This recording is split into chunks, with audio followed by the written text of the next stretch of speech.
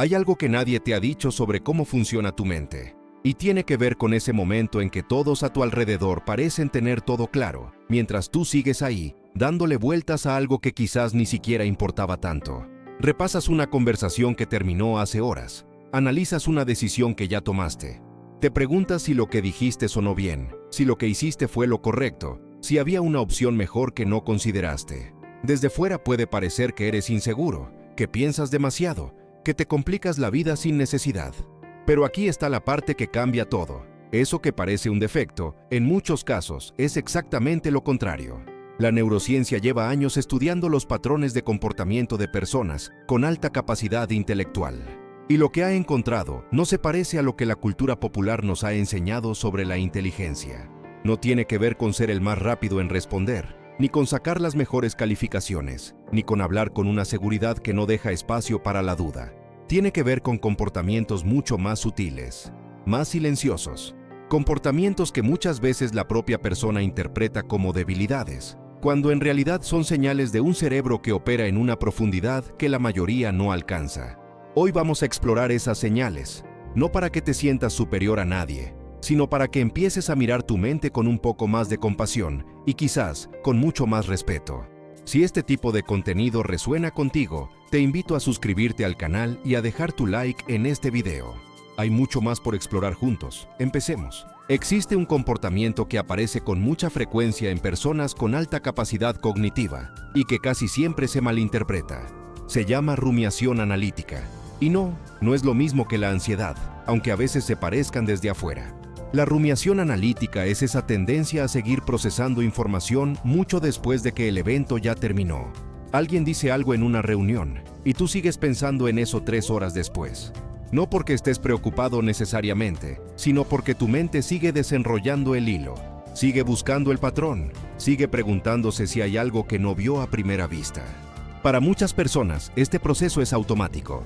No lo eligen, simplemente ocurre. Y hay una razón neurológica muy clara para esto. Las personas con mayor capacidad intelectual tienden a tener una memoria de trabajo más activa y más amplia. La memoria de trabajo es esa parte del cerebro que no solo almacena información temporalmente, sino que la mantiene activa mientras la compara, la evalúa y la conecta con otras ideas. Es como tener varias pantallas abiertas al mismo tiempo, procesando información en paralelo, en lugar de una sola pantalla que se abre y se cierra. Cuando esa capacidad es alta, el cerebro no suelta la información fácilmente, la sigue girando, la sigue examinando desde diferentes ángulos, no porque haya algo malo, sino porque ese es su modo natural de funcionar. Por eso, mientras otras personas toman decisiones rápido y siguen adelante, tú ya estás imaginando 5 escenarios posibles. Estás considerando consecuencias que los demás ni siquiera han visto en el horizonte. Estás evaluando variables que para otros son invisibles. Desde fuera, eso puede parecer indecisión. Desde adentro, es el cerebro haciendo su trabajo más profundo.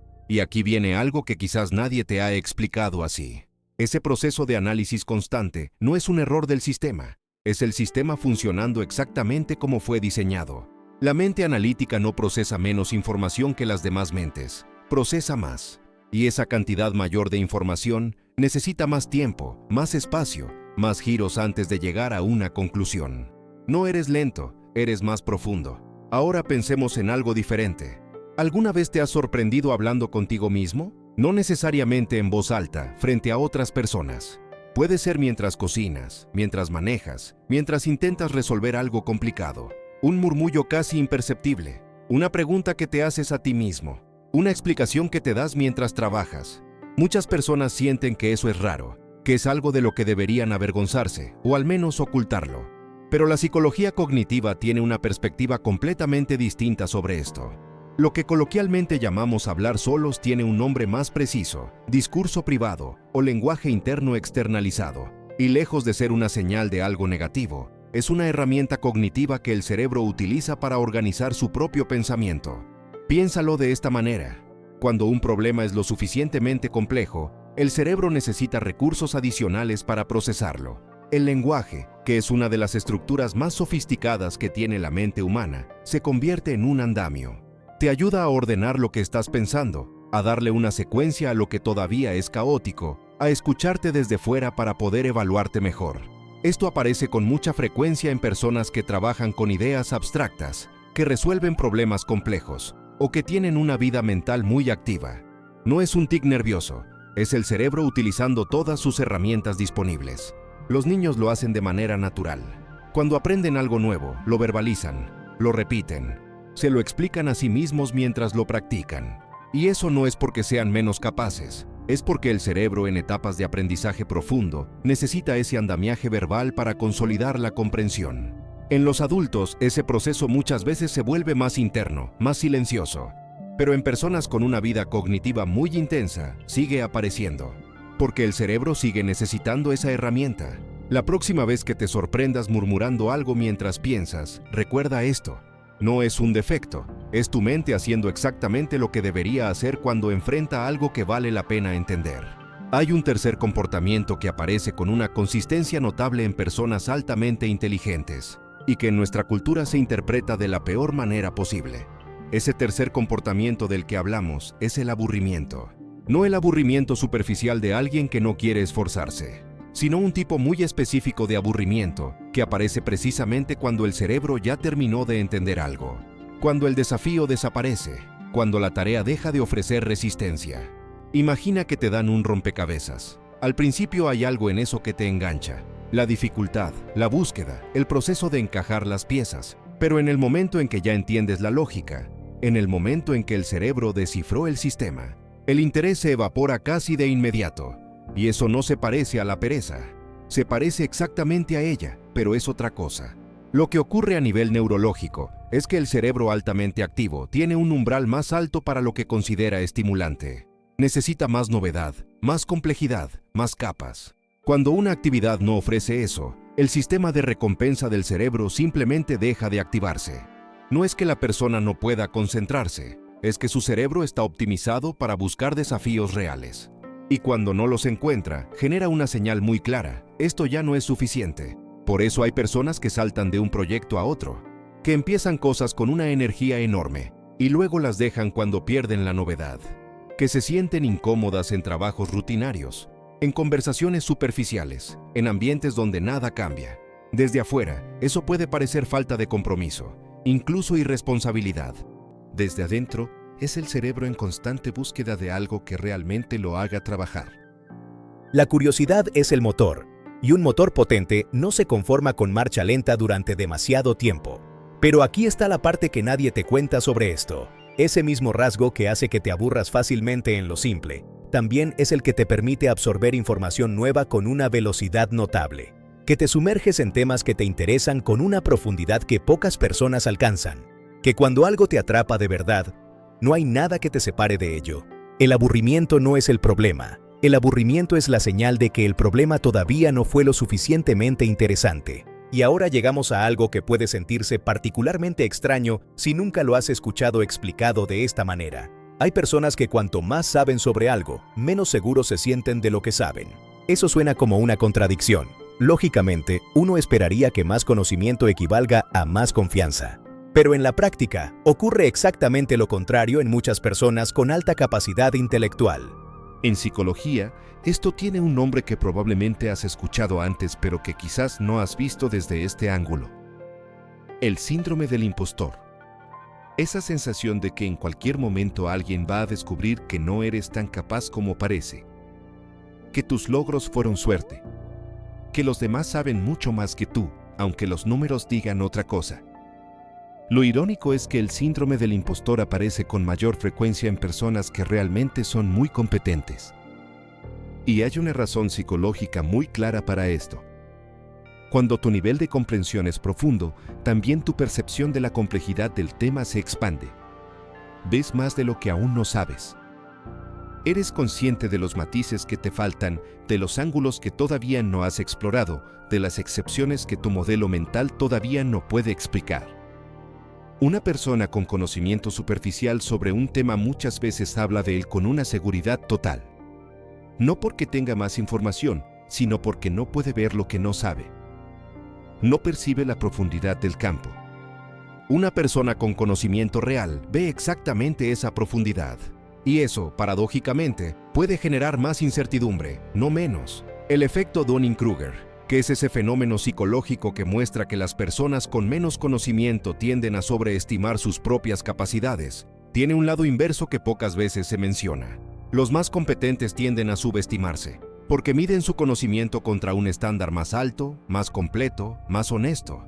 Dudar de ti mismo con frecuencia no es una señal de que no eres capaz. A veces es exactamente lo contrario.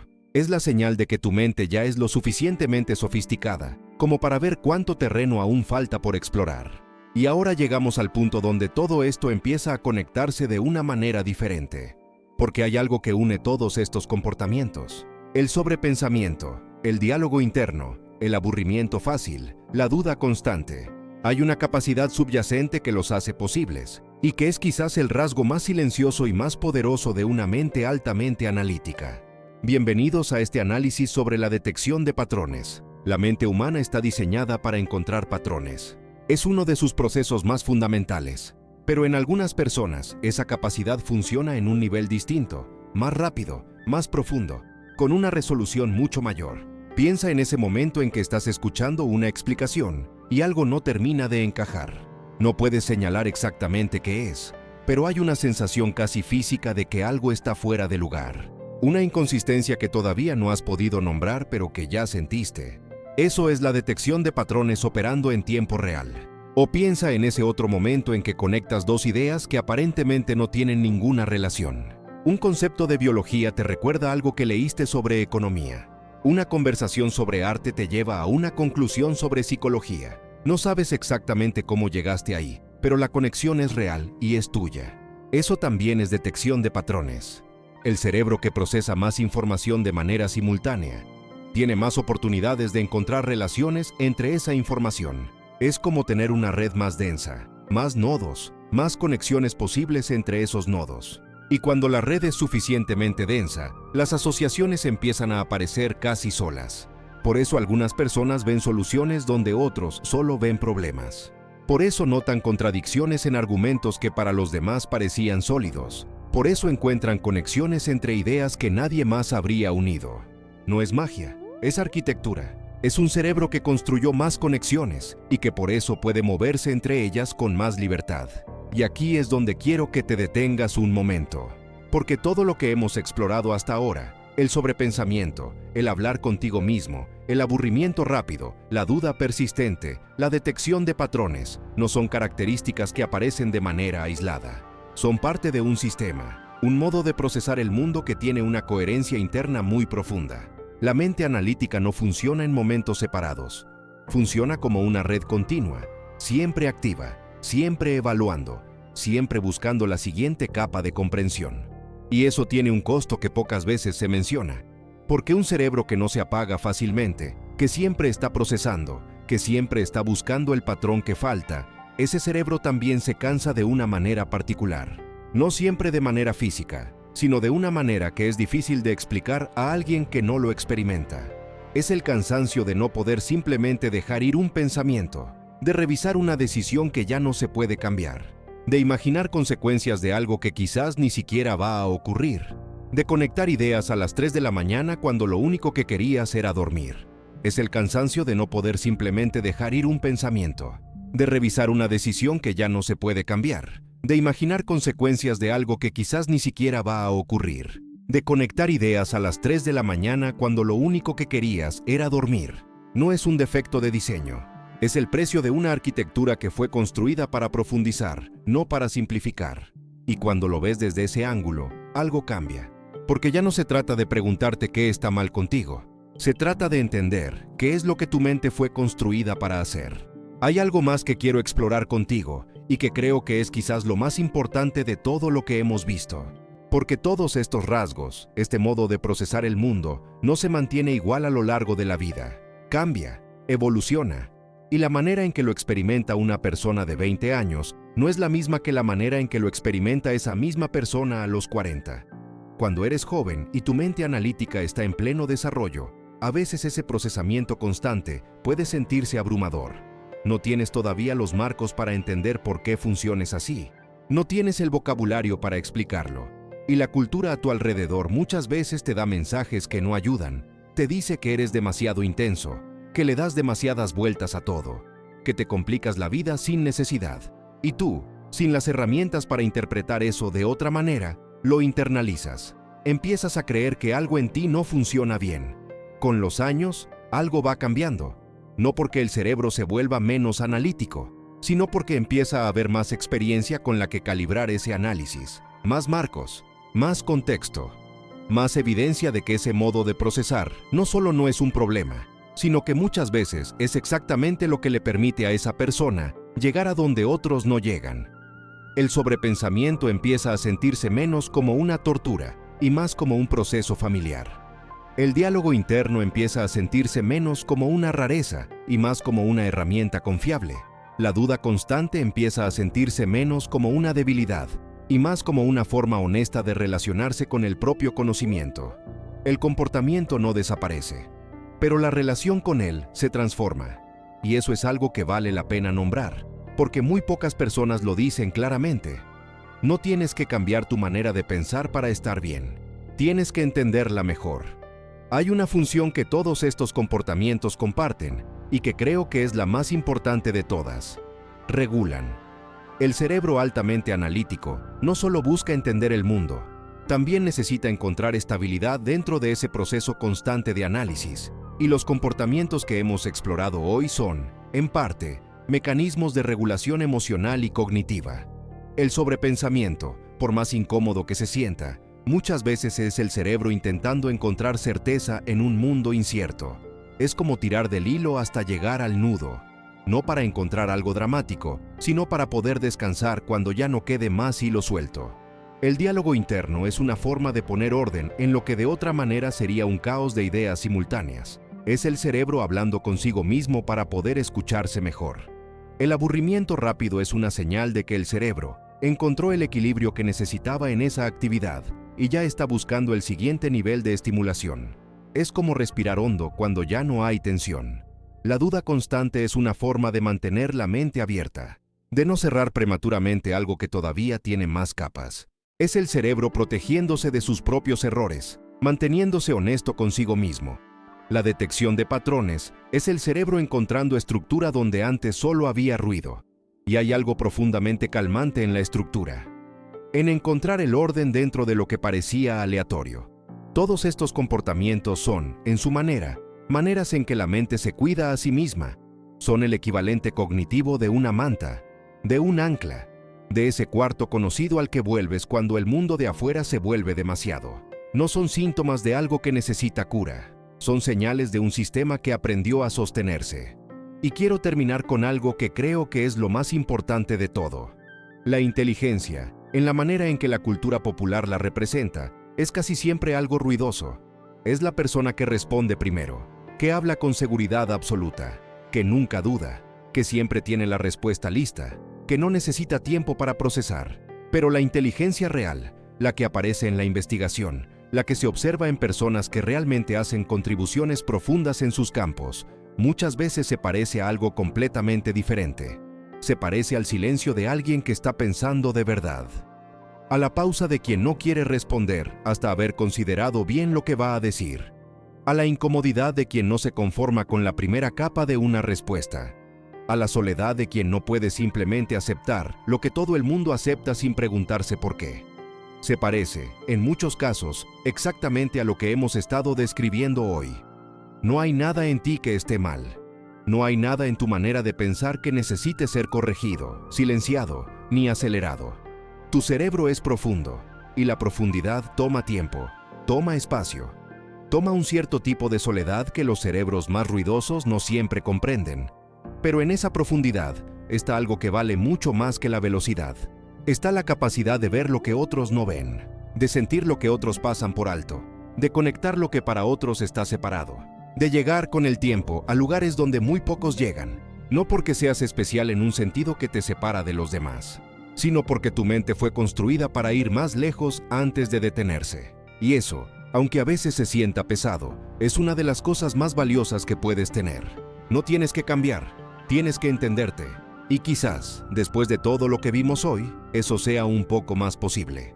¿Con cuántos de estos comportamientos te identificaste? Escríbelo en los comentarios. Me encantaría leer lo que resonó contigo. Y si este video te hizo sentir un poco más comprendido, dale like. Significa más de lo que crees, porque le dice al algoritmo que este tipo de contenido vale la pena que le llegue a más personas. Si todavía no estás suscrito al canal, este es el momento. Hay mucho más por explorar juntos, y no quiero que te pierdas lo que viene. Nos vemos en el siguiente video.